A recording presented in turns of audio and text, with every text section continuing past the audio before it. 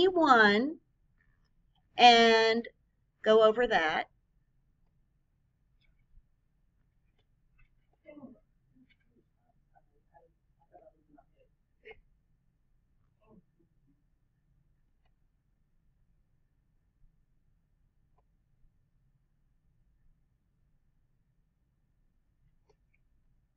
So what we just did, is that a closing entry? That is exactly correct.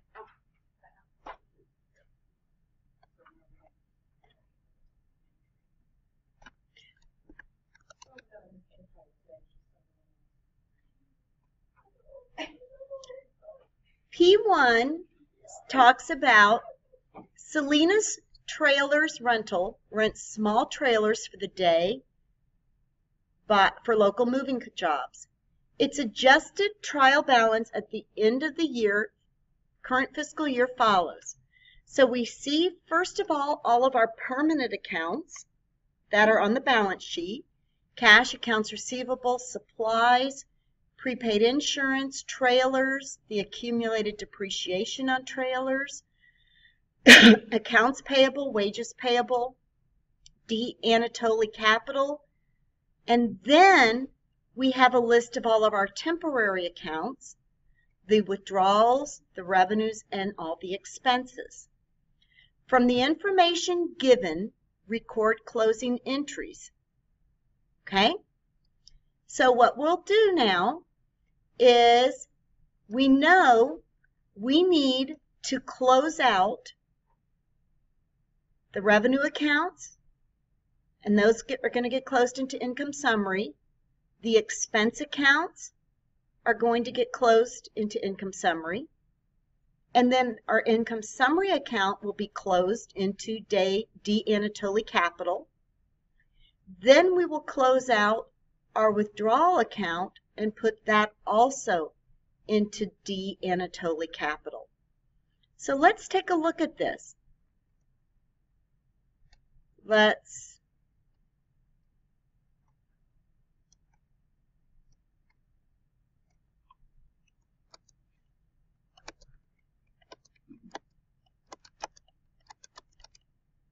Okay? We're going to start. I'm going to do this right, we're going to start putting the date, June 30th.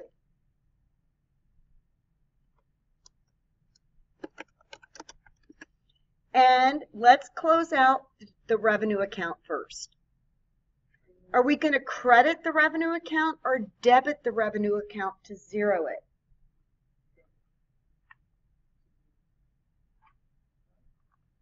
We're going to debit it. So trailer rentals revenue account, we're going to debit $91,092. We're going to credit our income summary of $91,092. The revenue account has a normal credit balance, so to zero it, we're going to debit it. Okay?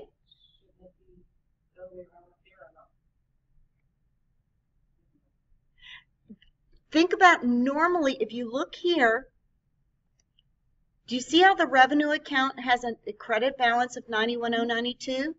So to zero out the revenue account, we need to debit it. So this explanation is to close the revenue account. The next one we're going to do is close out all of our expense accounts.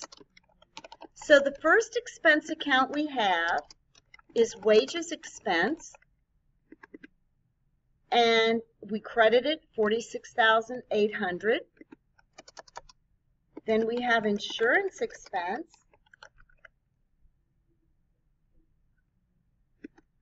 and that's going to be $1,440. Then we have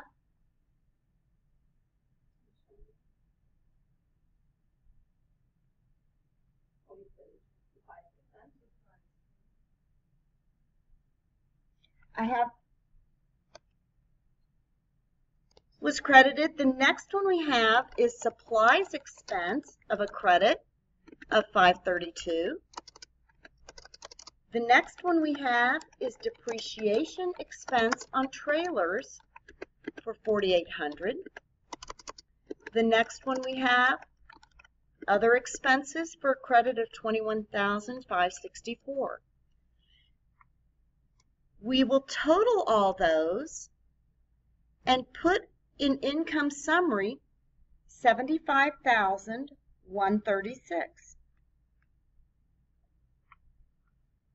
How many of you guys feel good with that? Now we want to zero out our income summary account. So if we go over here and look at income summary, we have a 91,092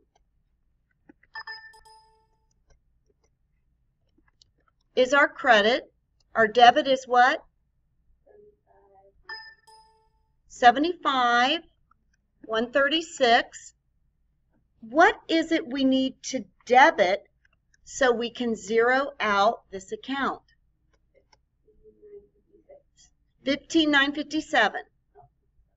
So the next journal entry we're going to create to zero out our income summary is a debit to income summary of 15,956 and a credit to what?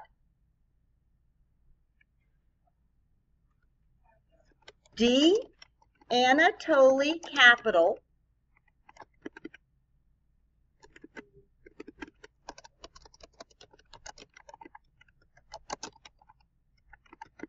for 15,956. Now the last thing we want to do is zero out our withdrawal account.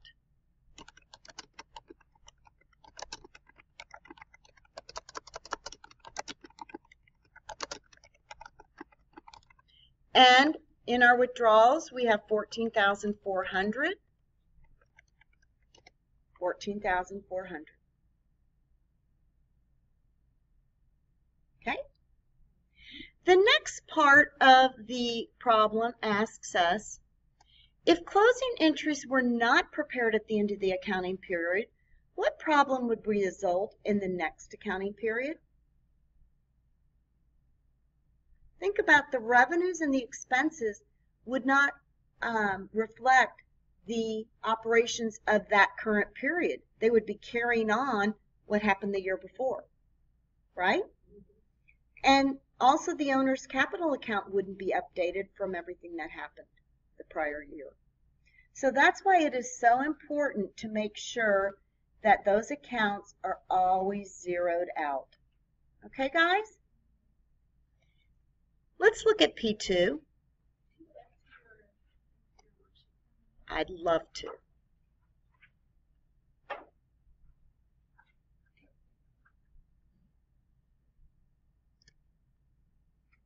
Now, P2 shows us Carlton Tennis Club's adjusted trial balance at the end of the fiscal year shows all these accounts. Now remember, our permanent accounts always are first, then followed by our temporary accounts. We're going to prepare T accounts and enter the balances for J. Cogis Capital, J. Cogis Withdrawal, Income Summary, and all revenue and expense accounts. So the first thing we're going to do is go here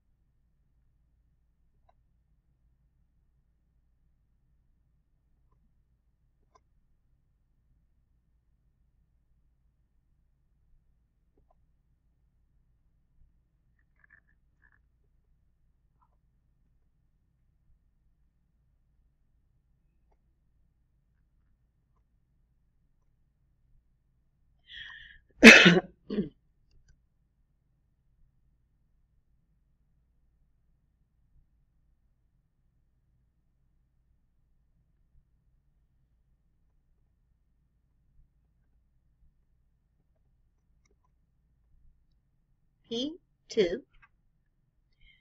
And we are going to start with our various T accounts. Now, guys, I'm showing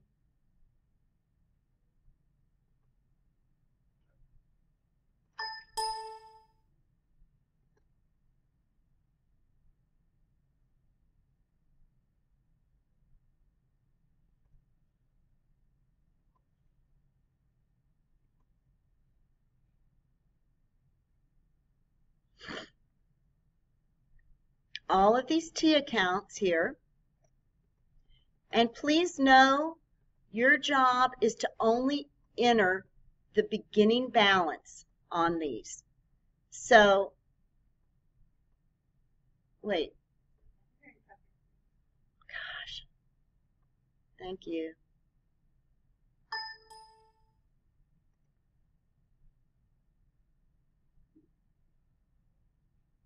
Did I just kick myself out of there?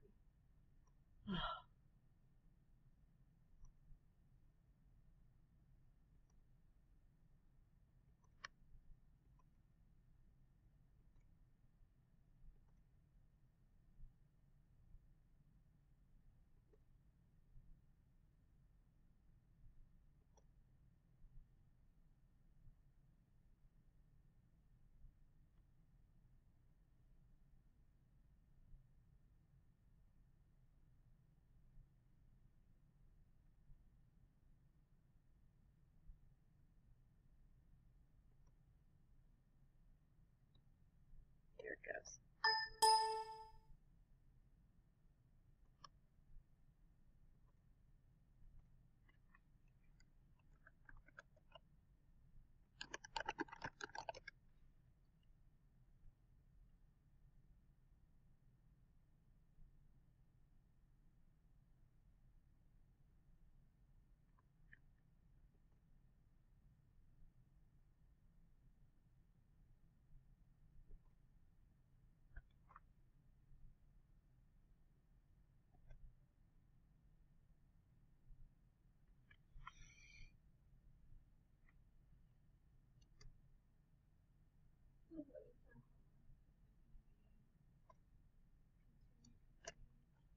P1, 2, 3, and 4.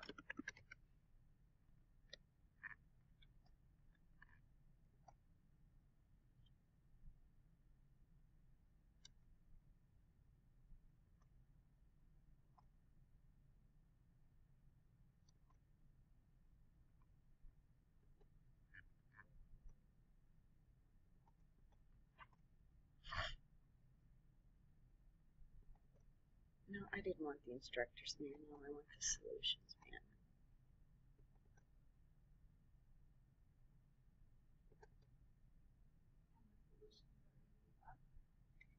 Yes, ma'am.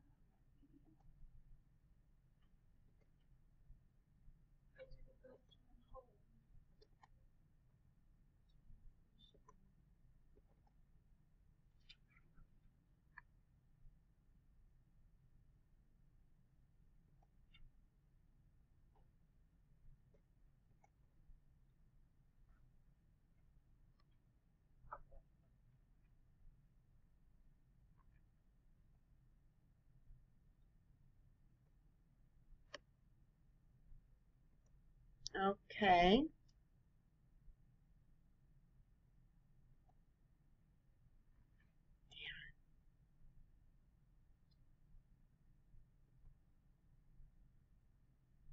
How do I make that bigger?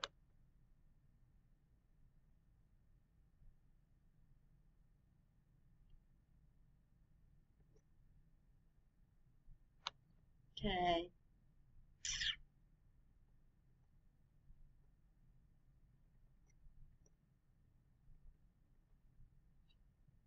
P2. Just got to figure out how to make this sucker bigger.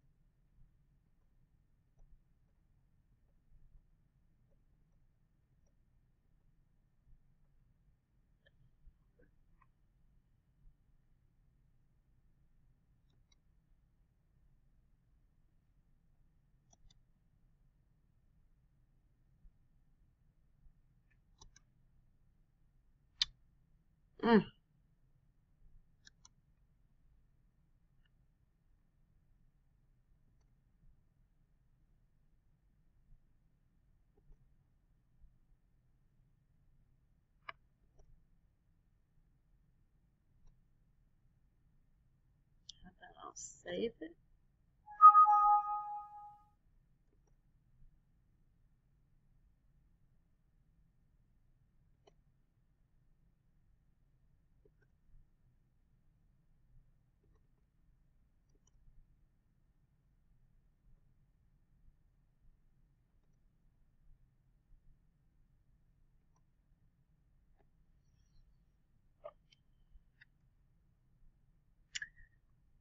Okay, well, you know what I'll do? I'm just going to do it myself. So I'll get into my account, start a new sheet, okay? So the first thing we're going to do in here is we need to take each T account and start by posting the beginning balances. So do you guys have as your first account J. Kojas Capital? Look on your sheet. Yep. Okay, so what we're going to do is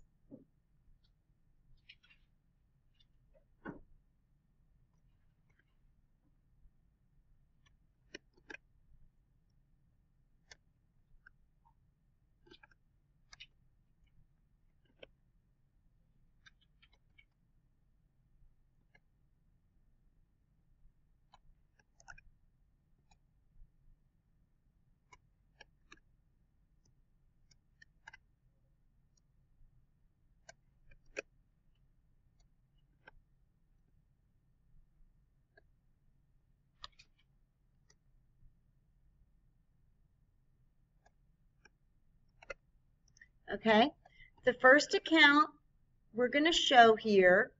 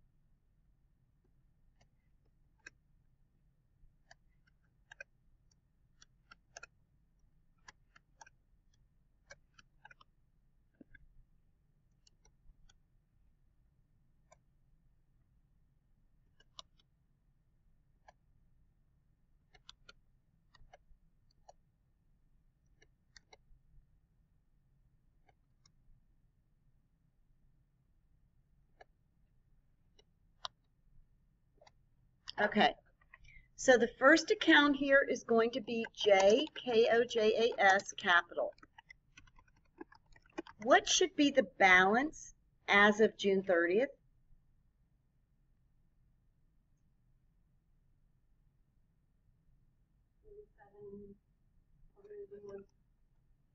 $471,150. Do you guys have that already, or do you need to input that?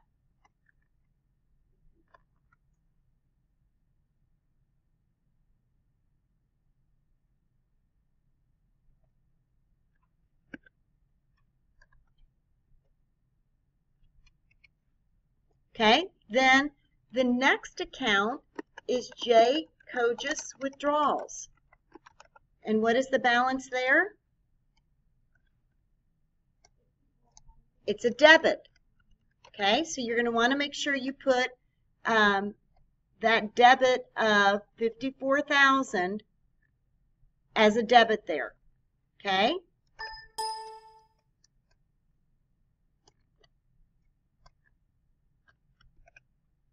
Okay?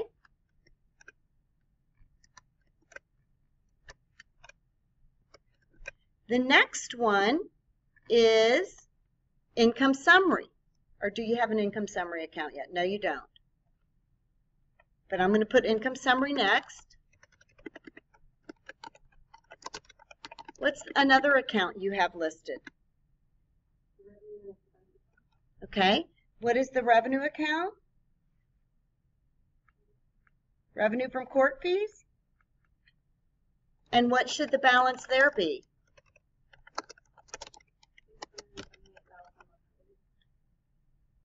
Revenue from court fees, $678, $100. What's the next account? Revenue from locker fees. And that's a balance of $9,600. Are you guys, is that right? What is the next account? You show in your T accounts. Wages expense. And that it has a balance of $351. The next one, maintenance expense, has a balance of $51,600. Do you see what I'm doing here? They're asking us to put those balances in each of these accounts first. Okay, into the T accounts. Do you see that on your worksheet? All those T accounts? What's the next one? Advertising expense should have a balance of what? The next one?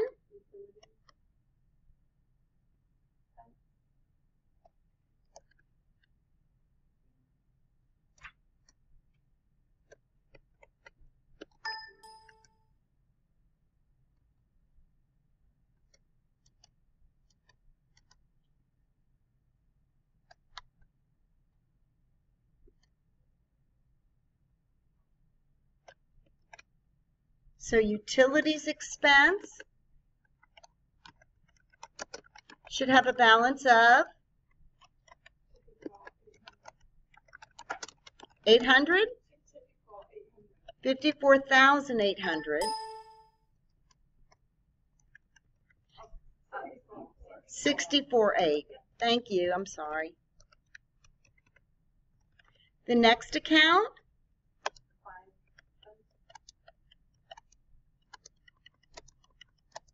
should have a balance of, next,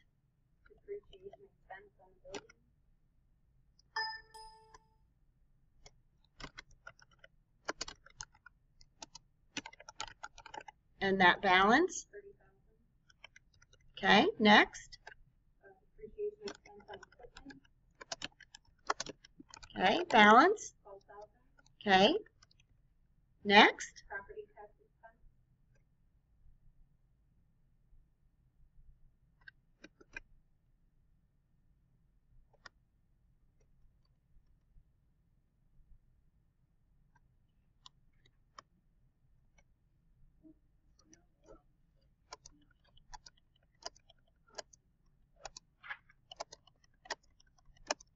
property tax expense, okay, next, and that is 6,900. So the first step is to start with all of the beginning balances. So all of the beginning balances are spelled out there, okay? The next thing that we need to do, did I delete? Is to then, sorry, I kicked myself out of that, so I'm just getting back in it. What does the next requirement say in the book?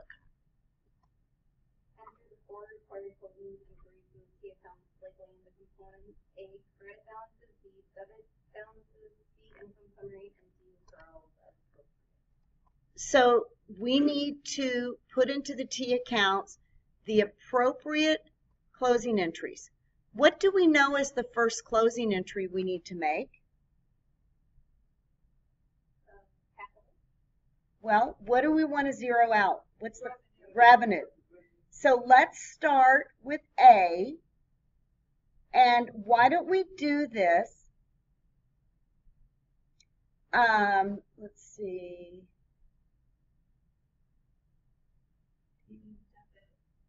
So we want to close out these accounts.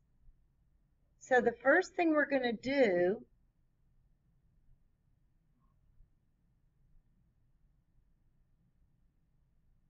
is in our T account, let's show as A the revenue account, and it was page 119, you said? 158. So enter the four accounts. A, credit balances we need to close out. B, the debit balances. C, income summary. D, withdrawals. So the income accounts, we have revenue from court fees, revenue from locker fees, okay? So what we'll want to do is go to those revenue accounts. Revenue from court fees, we want to zero this out, don't we? So how do we go about zeroing it out? We debit it. So we are going to debit $678,100, right? And this is the journal entry A, okay? We're also going to debit journal entry A, revenue from locker fees, $9,600. And what are we going to credit? Income summary. So our income summary is going to be a combination of that our debit from both accounts, or it should be $687,700.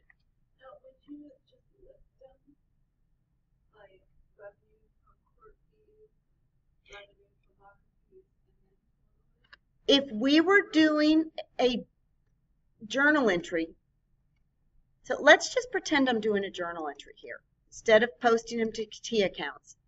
If I was to do a journal entry here, I would debit revenue from court fees of a debit of $678,100, yes, and then we would have debit revenue from locker fees of $9,600, and we would then credit our income summary of, what did we say, 687.7, correct?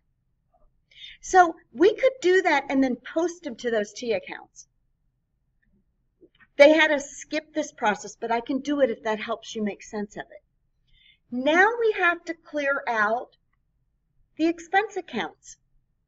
Let's talk about those. We know our income summary is going to be debited.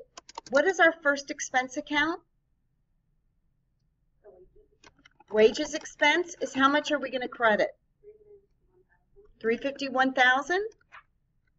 What's next? And how much are we going to zero out? What's next?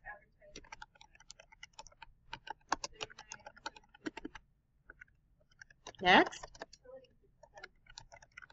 Yeah. Okay.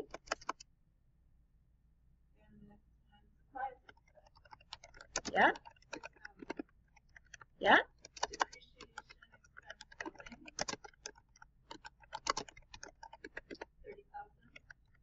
Yeah.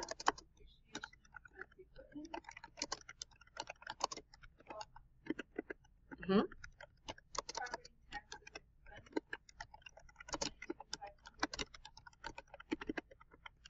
Yeah.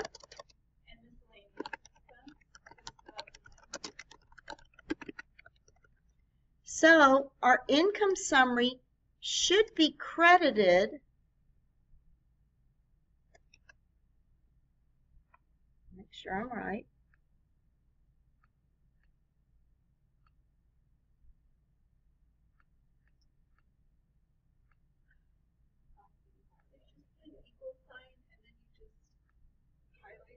$584,550. Yes. Basically, I didn't put an equal sign there. I did the at sum. So what I did is I held on to that. I put at sum, and I just totaled them. Okay. Yeah, but since my number's over here, I just, put it here. So does that make sense? What we're going to do now is we're going to go to our various T accounts. And we need to, 351 is a credit to wages expense. 51.6 is a credit to maintenance expense. 39,750, a credit to advertising expense. Utilities expense, 64.8. Supplies expense, credit of 6,000. Depreciation expense, credit of 30.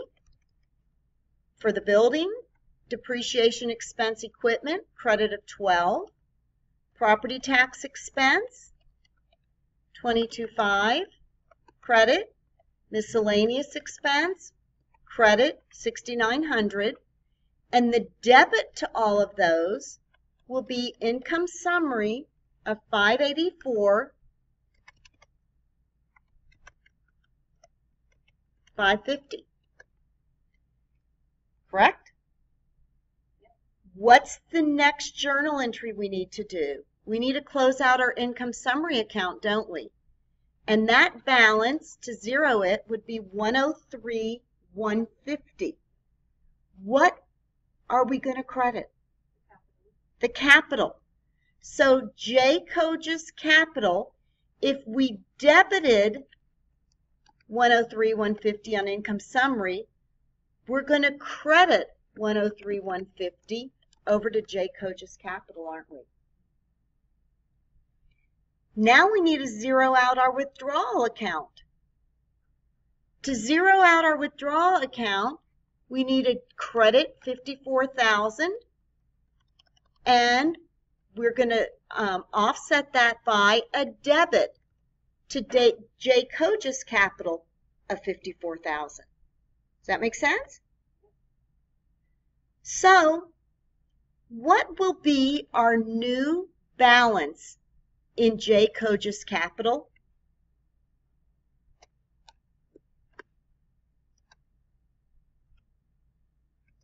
Would it be 520,300? Okay. And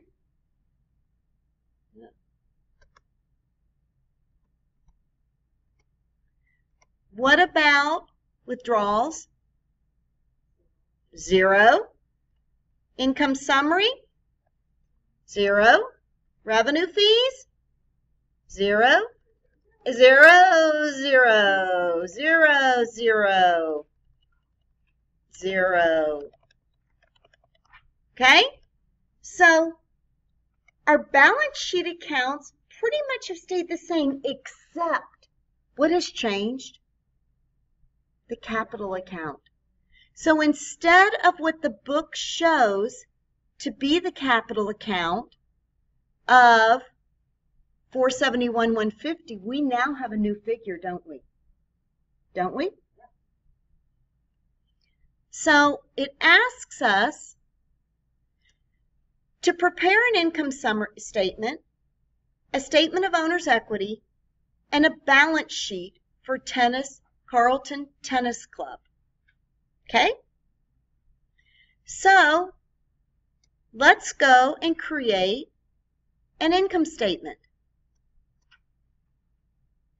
Our income statement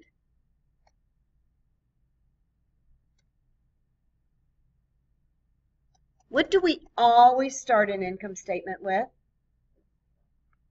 I'm sorry, what? Carlton Tennis Club income statement for the year ended. Okay?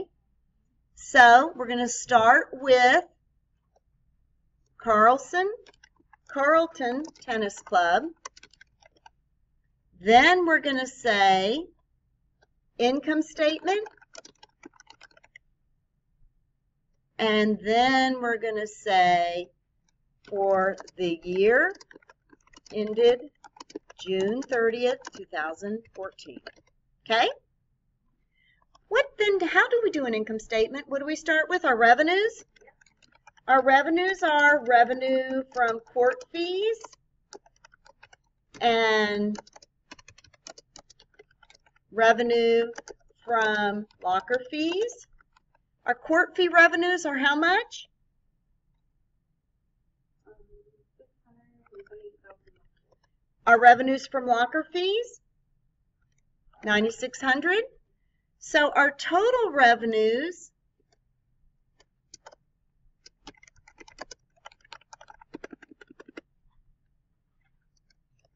are 687.7. Now we have our expenses.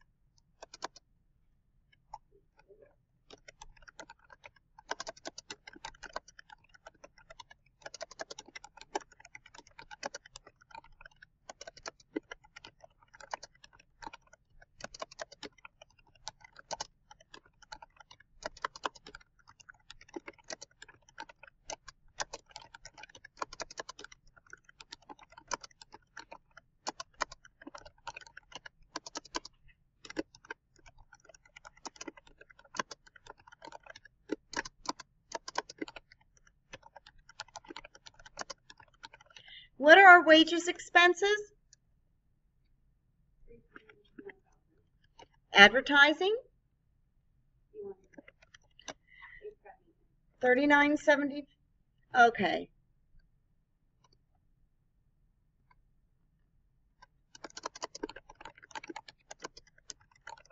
Is the 51.6. 39.750. Utilities? 64.8. Supplies? Depreciation 30, 12, 22.5, and 6,900. So then we'll have our total expenses.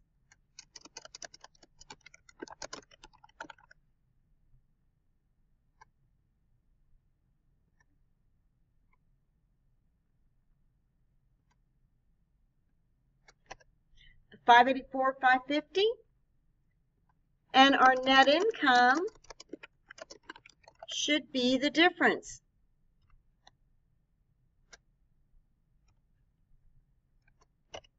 $103,150. Does that make sense? There's our income statement. Next, it wants us to do our statement of owner's equity. Our statement of owner's equity starts with the beginning balance. Do you remember that? So, again, most important thing, Carlton Tennis Club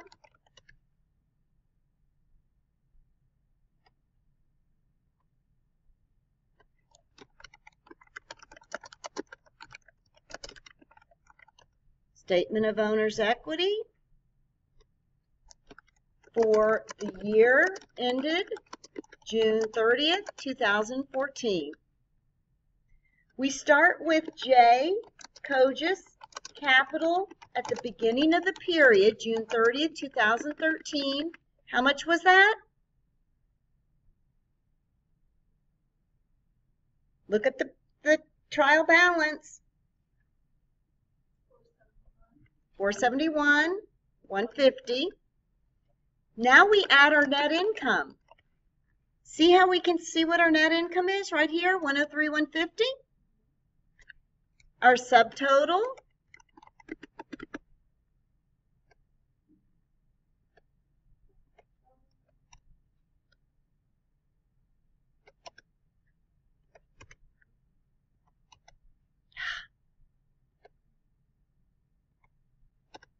$574.3. Now we have to subtract our withdrawals of how much? And we have J. Kogis Capital, June 30th, 2014, should be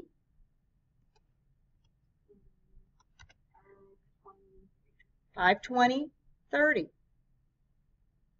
Now it wants us to do a balance sheet. The balance sheet should really show, if we look at those T accounts, then we're going to be cool.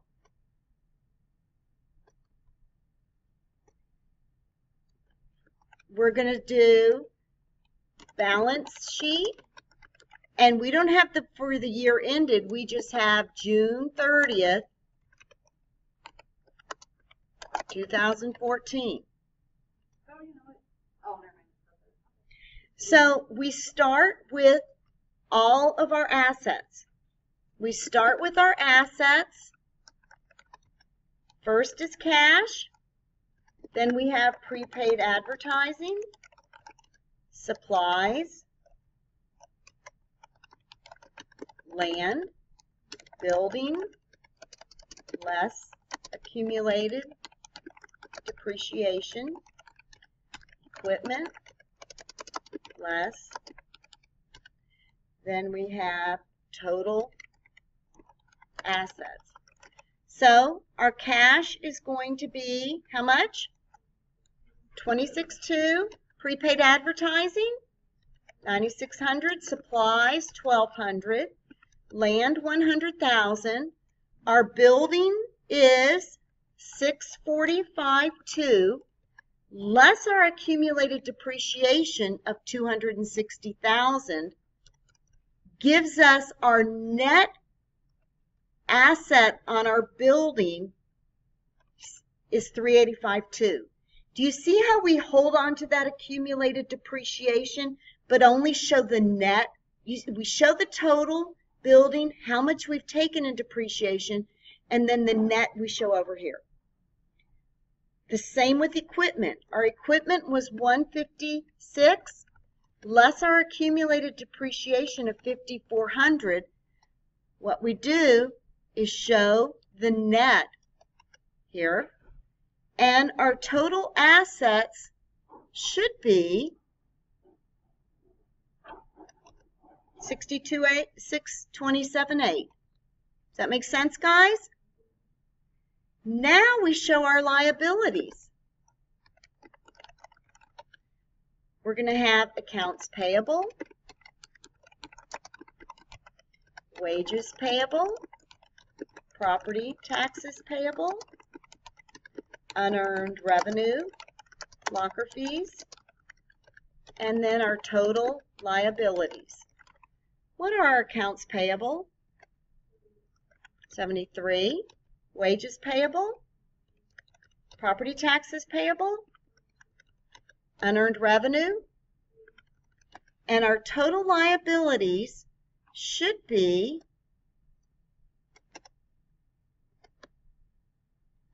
$107.5. Now, we know what our owner's equity needs to be because we already did it. It's J. Cogis capital of 520,300.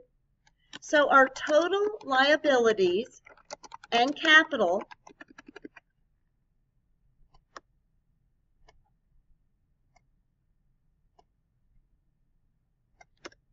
$627.8. Look at our assets. $627.8. Does that make sense? Okay, now what we're going to do is go back to the PowerPoint and finish up with one last aspect related to this book, okay, with this chapter.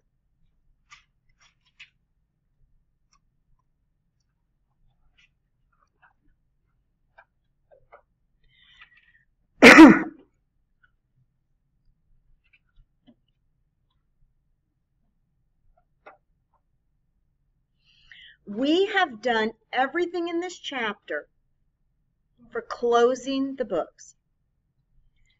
The one thing we're going to discuss is when we start the next period, there are certain entries that we are going to reverse. And we're going to reverse those entries so when we do pay bills, we don't have to remember, ooh, I showed that as that we already accrued those salaries and the payable. Or, oh, revenues. I showed we earned that amount of revenues, but when they pay us, I better go back and remember that we had those revenues sitting on our books. So let's talk about this.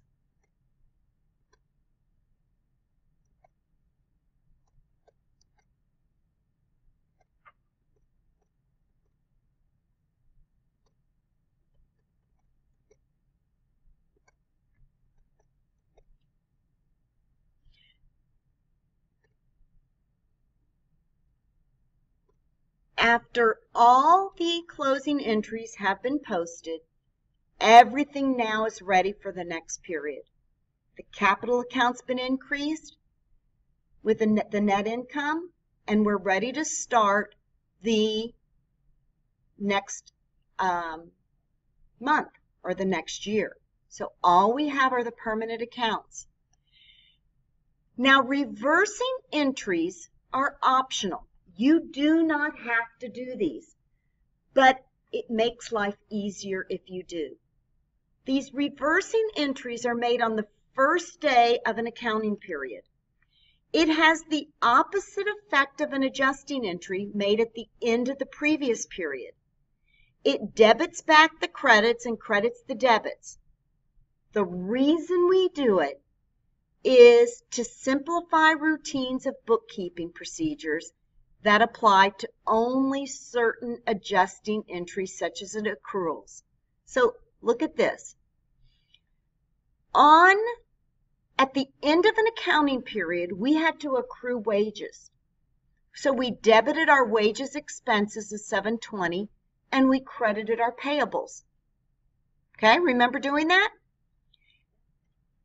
Now, what happens when the payment of wages happens, which is part of the previous accounting period, we'll need to know that we already showed a wages payable of $720. Remember from the prior month, we showed a wage expense of $720 and we showed a wages payable of $720.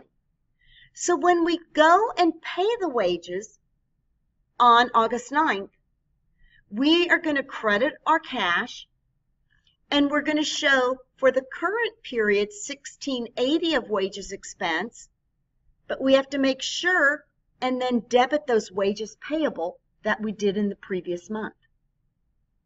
Or another way we could do it, so as you see here, paid 2 weeks of wages, $720 of which was accrued in the previous period. So we can do that. Or what we may choose to do, to make the entry on the previous slide, the accountant had to determine how much of that $2,400 in wages was applied to the current period and how much was applied to the previous period. But when you have companies with lots of employees, this gets confusing.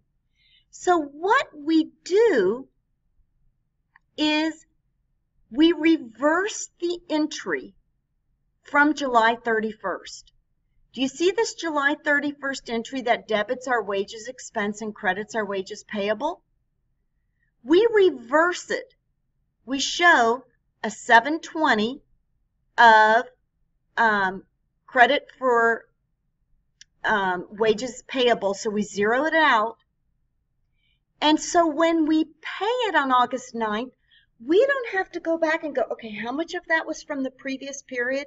How much was from the current period? All we do is debit the total amount of wages expense for $2,400, credit our cash for $2,400. Do you see here? Because since we reversed that entry on August 1st, it's going to automatically know that, or automatically show the wages expense attributable to the current period because it shows that credit in there. Does that make sense? So entry 1 adjusted wages expense to accrue the $720 for July. Entry 2 closed the wages expense because it's a temporary account to income summary, leaving a zero balance.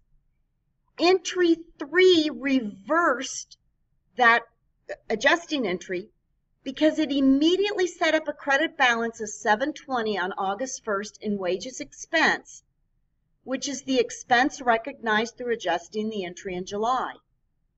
The reversing entry always sets up a weird or abnormal balance in the expense account. And so then what happens on entry 4, when we show a $2,400 payment of wages as a debit to expenses, it automatically leaves a balance of $1,680 because of that credit we started the period with because of the reversal entry. Reversing entries apply to any accrued expenses or to accrued revenues.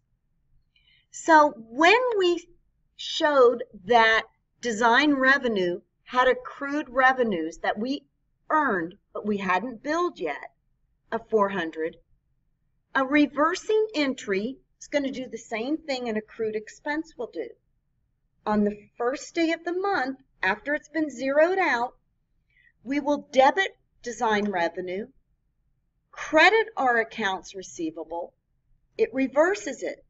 So when we do eventually go and show an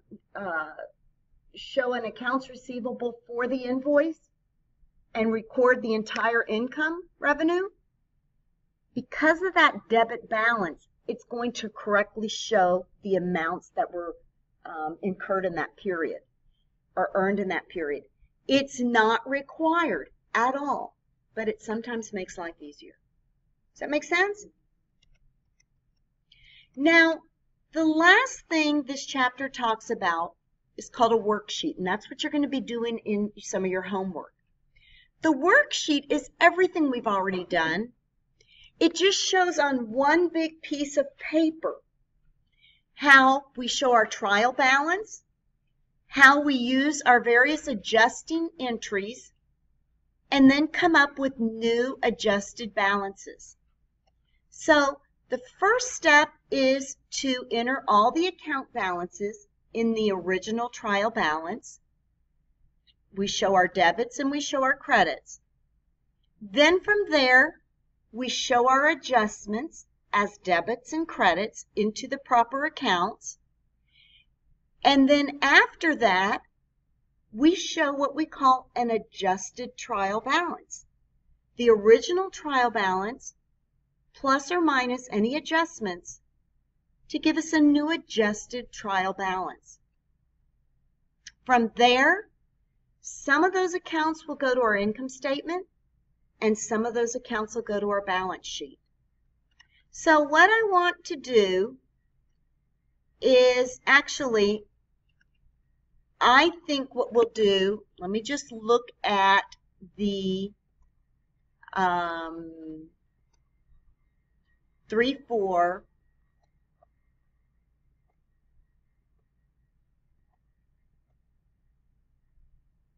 P4 prepares a worksheet. What I want you to do for your homework is to go through this process and prepare the worksheet. Now, if you get stuck, you have the solutions, and you also have a lecture that can help you walk through P4. Okay? So let's, for homework, do P3 and P4. P1, P2, P3, and P4. Those of you who are all here have P1 and 2 done. Any questions?